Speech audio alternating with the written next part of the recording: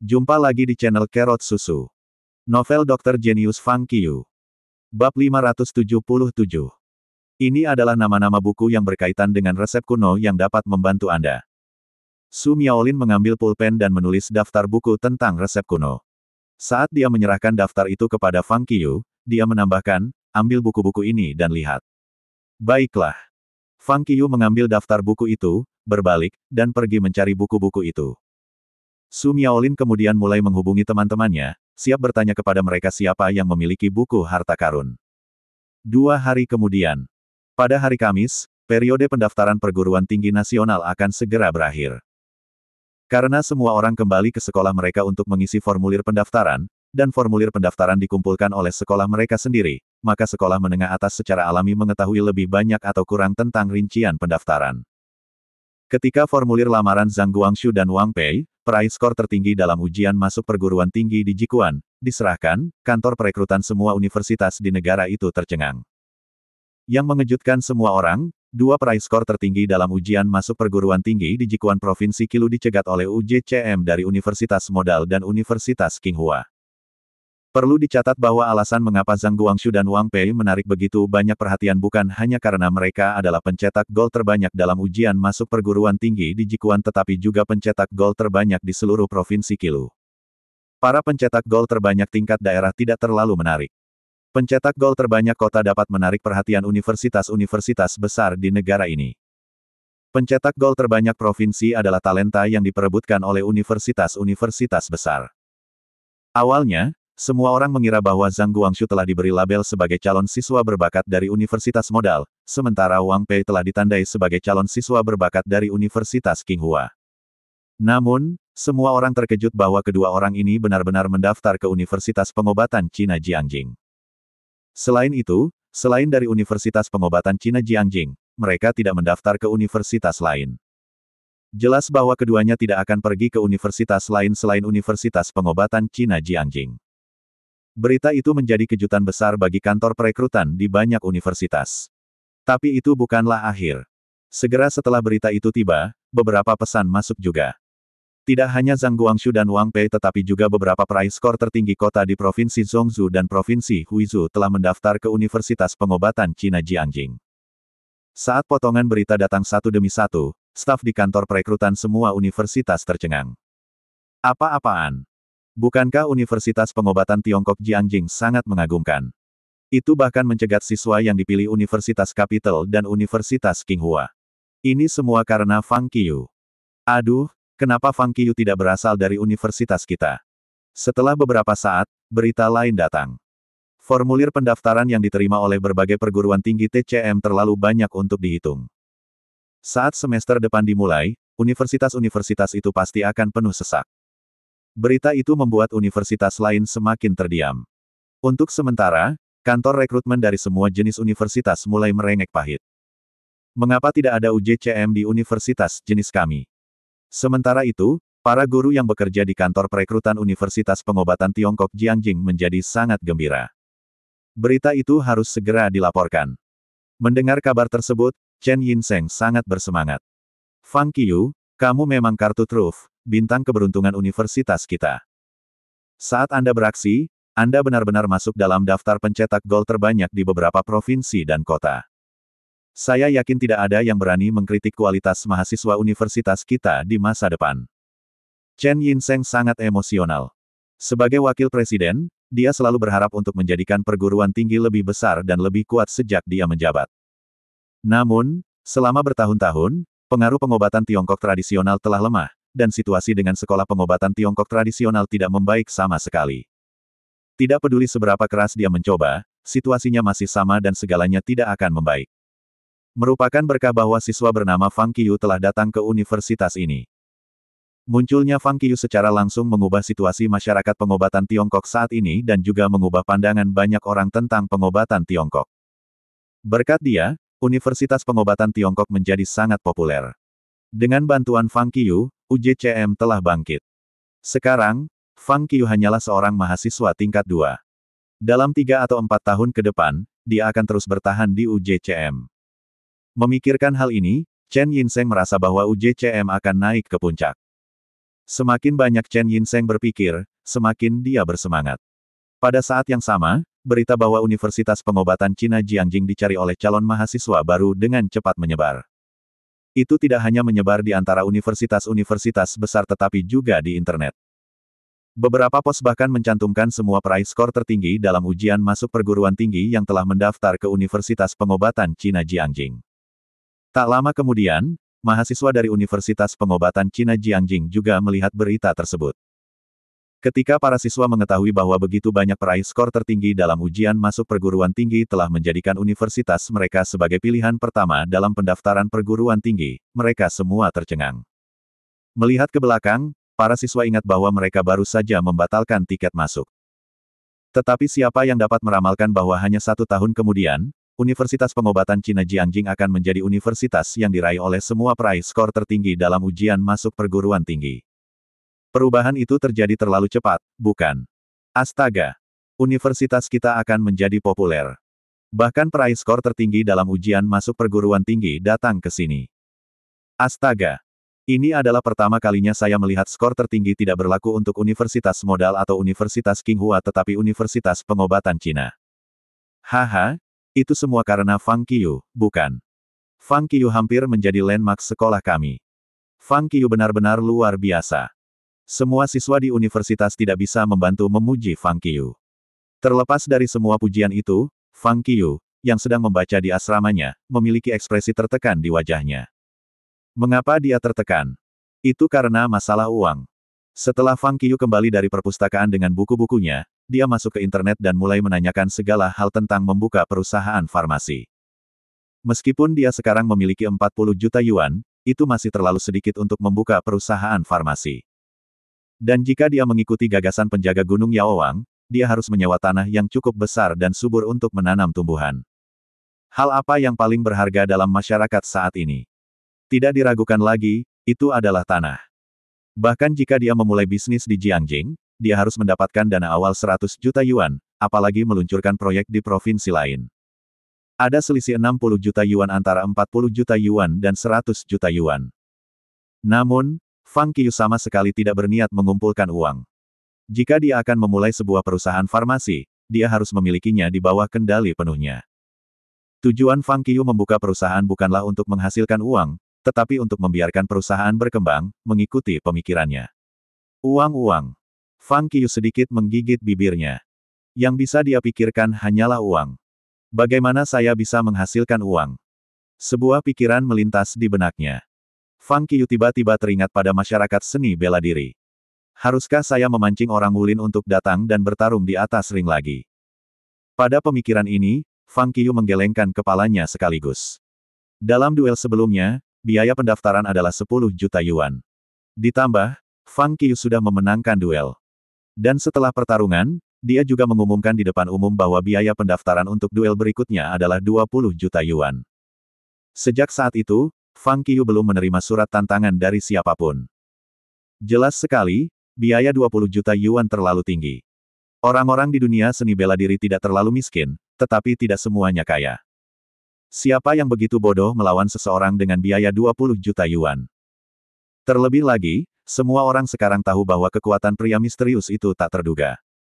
Sejak dia muncul, dia tidak pernah kalah dalam satu pertempuran pun.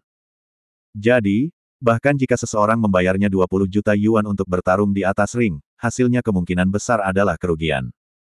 Yang paling penting, tampaknya keterampilan rahasia pria misterius itu untuk mencari harta karun langit dan bumi tidak berguna. Setelah sekian lama, pria misterius itu masih belum menemukan harta karun langit dan bumi. Dalam hal ini, apa gunanya menghabiskan begitu banyak uang untuk menantangnya?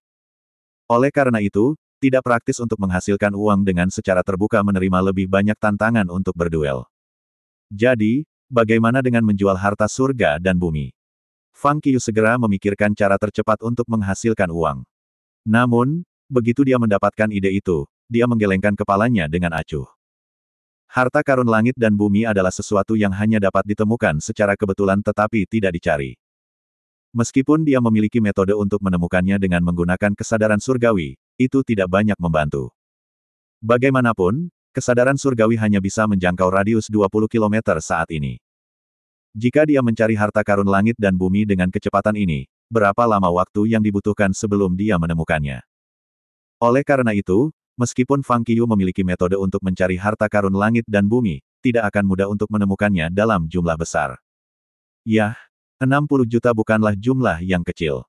Sepertinya saya hanya butuh waktu untuk mencari cara. Dia menghela nafas dalam pikirannya. Ketika Fang Qiyu hendak melanjutkan bacaannya, dia tiba-tiba teringat bahwa hari ini adalah hari akhir musim pendaftaran perguruan tinggi. Jadi dia segera menyalakan laptopnya dan mengeceknya di internet. Seketika, dia melihat berita bahwa 2 peraih skor tertinggi dalam ujian masuk perguruan tinggi di Provinsi Qilu telah mendaftar ke Universitas Pengobatan Cina Jiangjing. Dia langsung kagum. Tidak pernah tahu bahwa saya benar-benar menangkap ikan besar. Bagus. Sudah selesai dilakukan dengan baik. Fang Qiyu tertawa, mematikan komputer, dan terus membaca bukunya. Hari berikutnya, Fang Qiyu pergi untuk mengembalikan buku-buku yang telah selesai dia baca, tetapi begitu dia tiba di perpustakaan, dia dipanggil ke ruang baca oleh Su Miaolin. Profesor Su, ada apa? Berjalan ke ruang baca, Fang Qiyu mengembalikan buku-buku itu kepada Su Miaolin sambil mengajukan pertanyaan kepadanya. Aku punya berita yang kamu inginkan, Su Miaolin segera berkata. Apa beritanya? Fang Qiyu tertegun sejenak, dan kemudian cahaya menyilaukan melintas di matanya. Maksud Anda, resep kuno? Tanya Fang Qiyu. Ya. Su Miaolin mengangguk dan berkata, tadi malam, melalui koneksi saya yang kuat, saya akhirnya mengetahui bahwa dokter yang sangat terampil Yu Qing memiliki buku harta karun tentang resep kuno. Dokter yang sangat terampil Yu Qing. Fang Qiyu bingung. Iya. Su Miaolin mengangguk, lalu menjelaskan, Yu Qing adalah nama yang dia berikan untuk dirinya sendiri. Nama aslinya adalah Yu Feihu. Dia sudah lama menjadi dokter terkenal yang sangat terampil dan saat ini tinggal di Beijing. Resep kuno macam apa yang terkandung dalam buku itu? Seperti apa buku harta karun itu? Tanya Fang Qiyu dengan kejutan yang menyenangkan. Tidak ada ide. Su Miaolin memutar matanya ke arah Fang Qiyu dan berkata, saya belum melihatnya. Bagaimana saya bisa tahu? Fang Qiyu berdiri di sana, sedikit malu. Dia sangat bersemangat. Meskipun saya tidak tahu resep kuno apa yang tercatat dalam buku harta karun itu, tampaknya itu tidak ada gunanya, karena isinya sangat muskil. Dokter yang sangat terampil Yu Qing menggunakan metode yang tercatat di dalamnya untuk membuat obat, tetapi tidak berhasil. Su Miaolin mengerutkan kening karena ingin tahu saat dia berbicara. Mendengar kata-kata Su Miaolin, Fang Qiyu teringat pada teori of bone setting. Mungkin buku harta karun di tangan Yu Qing itu seperti teori of bone setting, dan rahasia sebenarnya tersembunyi di dalamnya. Memikirkan hal ini, Fang Qiyu mendapat ide. Dia telah merencanakan untuk pergi ke Beijing setelah menyelesaikan siaran langsung dari dokter pengobatan Cina muda untuk melihat apakah dia dapat menemukan Fairy Desert Chistance. Sekarang, karena dokter Yu Qing yang sangat terampil juga berada di Beijing, perjalanan ke Beijing ini sekarang menjadi hal yang harus dimiliki. Jangan salahkan aku karena tidak mengingatkanmu sebelumnya. Su Miaolin menatap Fang Qiyu yang tenggelam dalam pikirannya dan berkata, dalam lingkaran pengobatan Tiongkok, orang tidak akan dengan mudah memberikan buku harta mereka kepada orang lain. Anda harus menukar sesuatu dengan buku harta karun jika Anda benar-benar menginginkannya. Jadi, sebaiknya Anda mencari tahu apa yang bisa Anda tawarkan padanya dulu. Terima kasih masih bersama channel Carrot Susu. Bab 578. Hihi. Mendengar kata-kata Su Miaolin, Fang Qiyu menyeringai. Dia menatap Su Miaolin dan bertanya, sebagai seorang guru, apakah Anda tidak memberi siswa Anda sesuatu? Aku sudah memberikannya padamu. Su Miaolin mengangkat tangannya. Apa? Fang Qiyu bingung dan bertanya, apa yang kamu berikan padaku? Bisakah kamu mengingat hari ketika kita bertemu untuk kedua kalinya? Su Miaolin bertanya. Tentu saja saya bisa. Fang Qiyu mengangguk. Pikirkan baik-baik. Apa yang kuberikan padamu saat itu? Su Miaolin bertanya. Teori bone setting. Jawab Fang Qiyu. Ya, itu dia. Su Miaolin mencibir dan berkata, saya memberikan teori bone setting kepada Anda. Siapa yang dapat Anda salahkan jika Anda tidak dapat memahaminya? Nah, kamu menang. Fang Qiyu tersenyum kecut. Meskipun begitu, dia berpikir, sebenarnya, saya mengerti teori bone setting. Ngomong-ngomong, Su Miaolin tiba-tiba berkomentar seolah memikirkan sesuatu, datang dan makan malam di rumah saya malam ini. Mengapa? Fang Qiyu tercengang. Ini bukan traktiran saya. Tapi sudahlah. Ingatlah untuk membawa pacar Anda, Su Miaolin menambahkan sebagai renungan. Tentu. Fang Qiu setuju tanpa ragu-ragu.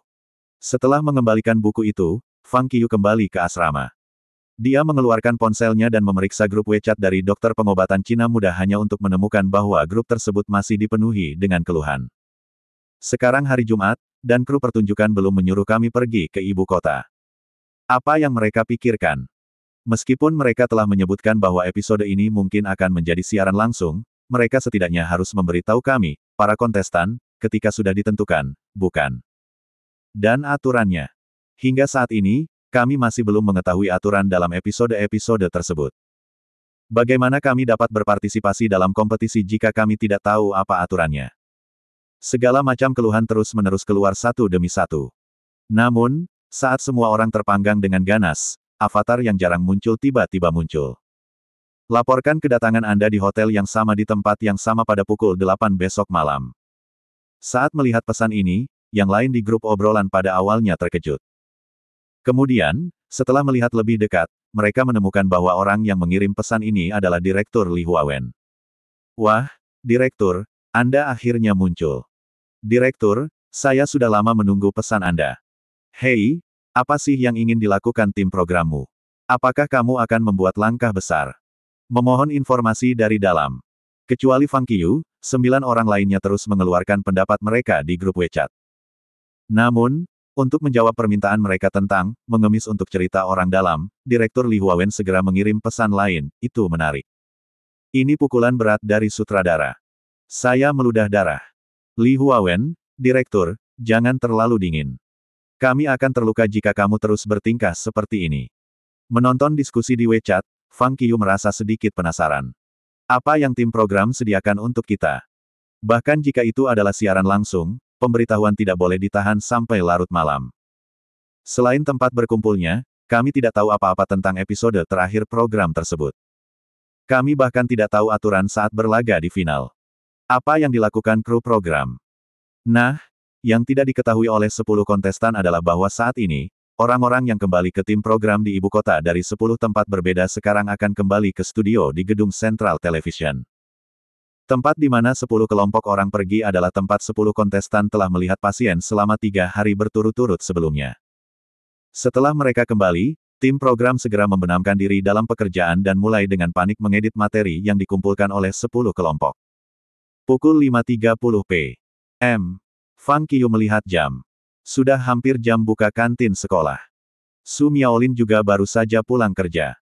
Jika Jiang Miaoyu pergi makan di kantin tanpa mengetahui undangan makan malam, Fang Qiu segera meneleponnya. Halo. Jiang Miaoyu mengangkat telepon dan berkata, apakah kamu merindukanku sekarang?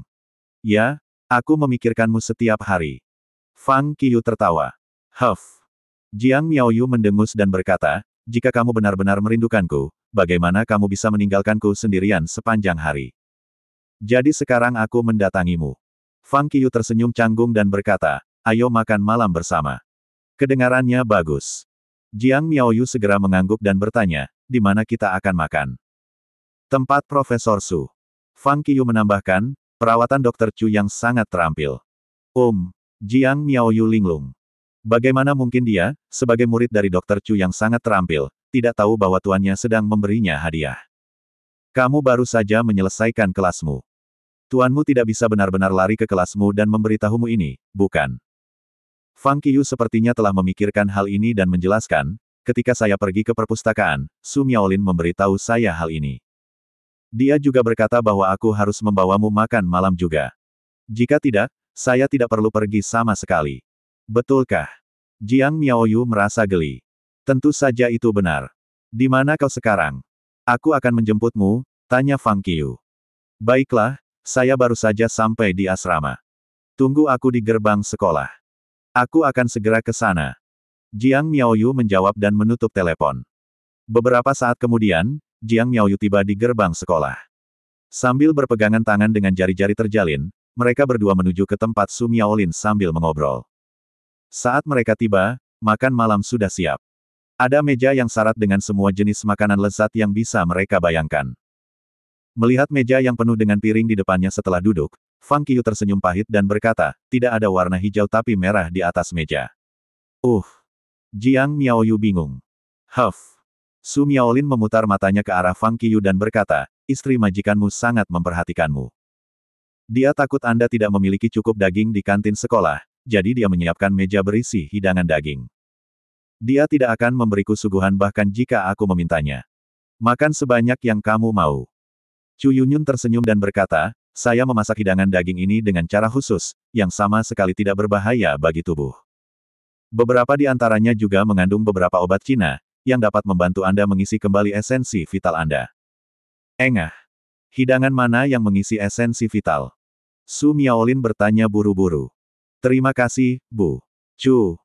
Fang Qiyu dengan cepat mengucapkan terima kasih dan berkata, saya masih muda, dan saya selalu tinggal di asrama, jadi hidangan untuk mengisi kembali esensi vital harus disiapkan untuk Tuan. Su, kan. Mendengar kata-kata ini, Chu Yunyun tersipu dan menatap Su Miaolin. Su Miaolin tertawa seperti orang bodoh. Di sebelahnya, wajah Jiang Miaoyu juga memerah. Untuk mengisi kembali energi Fang Qiyu. Ini terlalu kotor. Oke, mari kita mulai bisnis.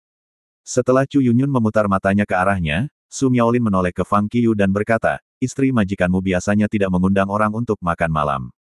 Ini pertama kalinya. Jika Anda memenuhi persyaratannya, mungkin ada undangan makan malam lagi. Tapi jika tidak bisa, pasti tidak akan ada lagi. Ah!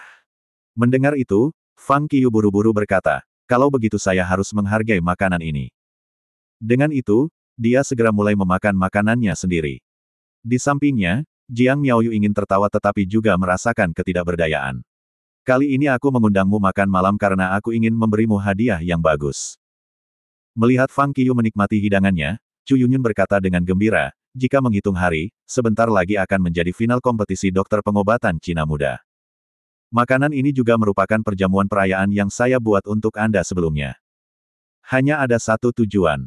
Tidak peduli apapun, kamu harus menjadi juara. Jangan khawatir, Ni. Chu. Fang Qiyu mengangguk penuh pengertian dan berhenti makan. Dia menatap Chu Yunyun dengan sungguh-sungguh dan berkata, saya pasti akan membantu rekan magang junior saya datang ke dunia lebih awal. Begitu dia mengatakan itu, wajah Chu Yunyun menjadi merah lagi. Dasar anak nakal. Su Miaolin menamparkan bahu Fang Qiyu dan berkata, kamu meminta pukulan yang bagus. Mereka berempat mengobrol dan menikmati makanan. Makan malam berlangsung lebih dari 1 jam. Fang Qiyu dijejali sampai meledak. Setelah makan malam dan mengobrol sebentar, Fang Qiyu dan Jiang Miaoyu bergandengan tangan. Sore hari berikutnya, Fang Qiyu dan Jiang Miaoyu tiba di ibu kota dengan perut kosong. Mereka makan enak dulu sebelum mereka datang ke hotel. Itu masih hotel yang sama, dan bahkan nomor kamarnya sama. Setelah mereka tiba di hotel, mereka berdua bertahan di lorong cukup lama sebelum mereka kembali ke kamar mereka. Namun setelah kembali ke kamar masing-masing, yang menanti mereka adalah penantian tanpa akhir. Pukul 8 HAL. Masih belum ada pemberitahuan baru. Biasanya, tim program harus memanggil mereka untuk rapat. Bingung, Fang Qiyu tidak bisa menunggu lebih lama lagi. Dia mengeluarkan ponselnya dan segera menelepon Direktur Li Huawen. Halo. Sambungan itu berhasil dan suara akrab Li Huawen terdengar. Direktur, Fang Qiyu berkata dengan senyum hampa, Anda telah meninggalkan kami di hotel selama setengah hari. Mengapa tidak ada pemberitahuan sama sekali? Direktur Li Huawen terkejut dan kemudian berkata, saya lupa memperhatikan Anda. Saya sangat sibuk hari ini. Anda tidak punya jadwal sekarang. Istirahatlah yang baik. Kita bicarakan besok. Setelah itu, dia langsung menutup telepon, seolah takut Fang Qiyu akan mengajukan lebih banyak pertanyaan. Karena tidak punya alternatif, Fang Qiyu hanya bisa diam di kamar, membaca buku, dan istirahat. Dalam sekejap, pagi berikutnya tiba. Namun, masih belum ada kabar. Kali ini, tidak hanya Fang Qiyu tetapi juga ke-9 kontestan lainnya yang saling silang. Apa yang dilakukan tim pertunjukan? Apakah mereka melakukan streaming langsung kejutan? Itu berani. Bukankah program ini mengkhawatirkan kecelakaan siaran? Ke-9 kontestan terlibat dalam diskusi panas. Sementara itu, topik ini semakin menarik perhatian secara online. Episode terakhir dari kompetisi tabib muda Huaxia akan segera dimulai. Pertandingan kejuaraan untuk gelar dokter pengobatan Tiongkok muda akan segera dimulai. Siapa yang akan menjadi juara? Voting online untuk kandidat dokter pengobatan Cina muda secara resmi dimulai. Pemungutan suara ini sama sekali tidak ada gunanya. Fang Qiu sangat memenangkan kompetisi ini. Dia memiliki lebih banyak suara daripada 9 kandidat lainnya yang disatukan. Jadi mengapa repot-repot memberikan suara? Betul sekali. Fang Qiu memiliki 20 juta pengikut di Weibo, dan yang lainnya hanya memiliki ratusan ribu pengikut. Juara tidak akan ditentukan oleh suara, kan? Bahkan jika tidak ada suara, Fang Qiu pasti akan menjadi juaranya. Di ruang pertemuan dokter pengobatan Tiongkok muda di gedung pusat televisi. Direktur Li Huawen, yang baru saja mendapatkan waktu untuk dirinya sendiri, sedang duduk di meja konferensi dan menonton opini publik secara online melalui laptop. Dia tidak bisa membantu tetapi merasa sedikit gugup. Yang membuatnya gugup bukanlah konten opini publik, tetapi apakah opini publik ini dapat membantu kecepatan rekor episode terakhir dokter pengobatan Cina muda untuk menembus angka 8. Berderit. Saat ini, pintu ruang rapat didorong terbuka. Seorang anggota staf datang dengan wajah serius dan berkata, "Direktur, para kontestan menanyakan apa yang akan mereka lakukan pada malam hari." Mereka semua agak bingung sekarang. Baiklah. Direktur Li Huawen mengangguk dan melihat ke jam. Itu pukul 5.30 p.m. Dia langsung berkata, minta mereka makan malam dulu baru datang ke rapat jam 7. Iya. Anggota staf mengangguk dan segera berbalik untuk memberitahu para kontestan. Direktur Li Huawen juga bangkit dan keluar dari ruang rapat untuk melanjutkan persiapan pertunjukan malam ini. Dia telah bekerja sepanjang waktu selama beberapa hari dan bahkan tidak punya waktu untuk makan, karena dia harus memastikan tidak ada yang salah malam ini.